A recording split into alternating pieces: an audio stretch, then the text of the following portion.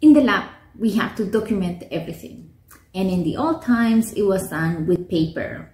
It's called a lab book or laboratory book or laboratory notebook, whatever you want to call it.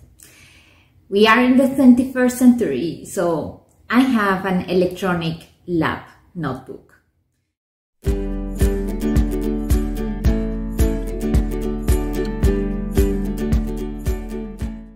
I have an electronic lab book, and I and my students can access it anytime from the internet. I'm using the eLabFTW, which is a free electronic book.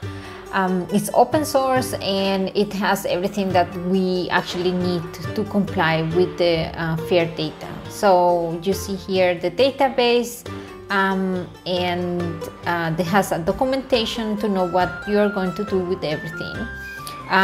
You can have administrative rights and system administrative, and here we're doing just looking at the templates. I need to change the different templates based on what I did in the data management plan.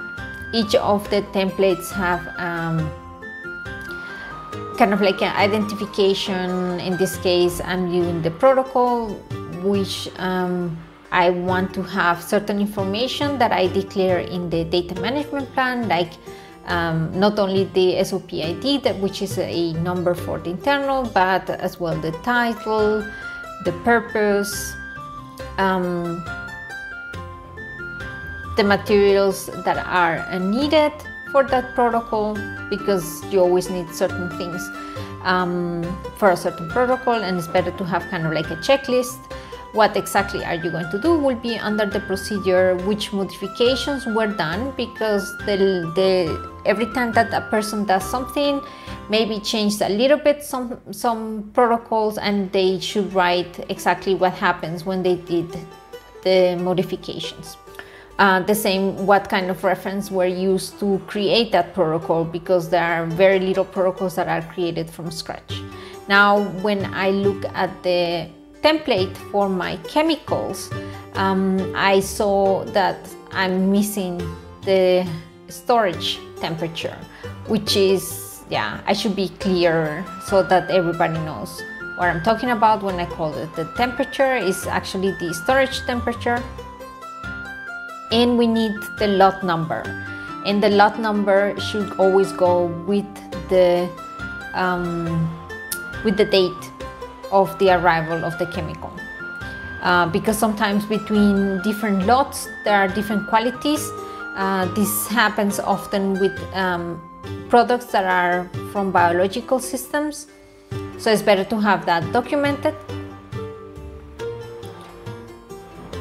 Now the next one I want to see is where is my experiments, and the experiments I had hypothesis, procedure and results, but since I am trying to do things now open science and FAIR data, I changed it to resemble a little bit a pre-registration.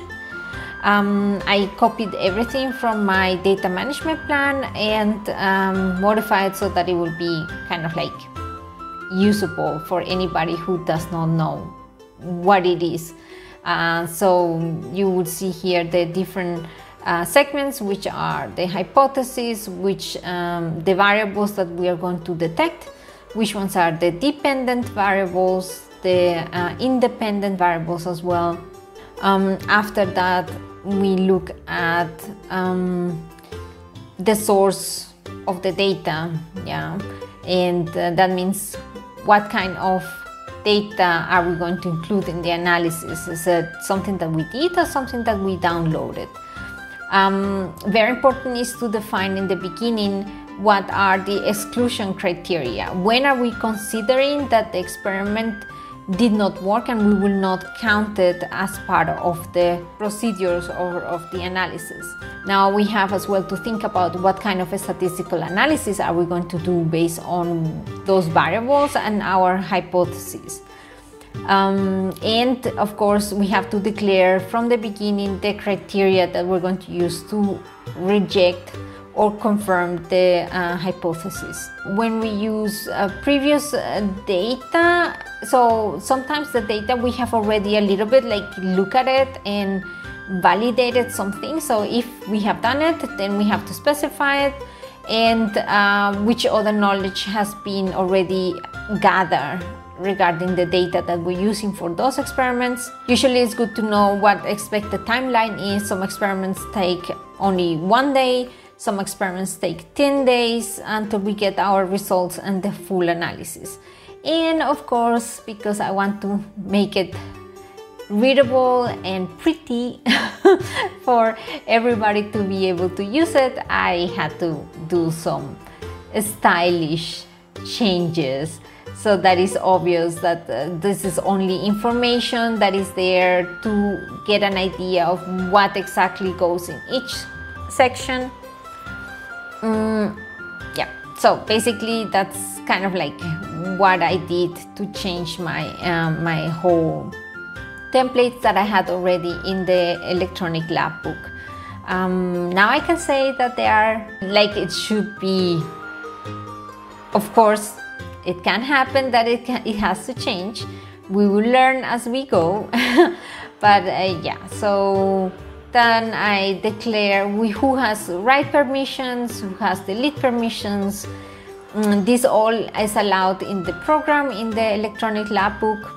And yeah, and then I need to copy everything for you guys, because I'm going to post this information or this template in the repository.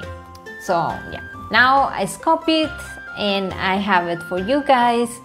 That's kind of like the whole thing. Let's check if it works. So I create a new experiment.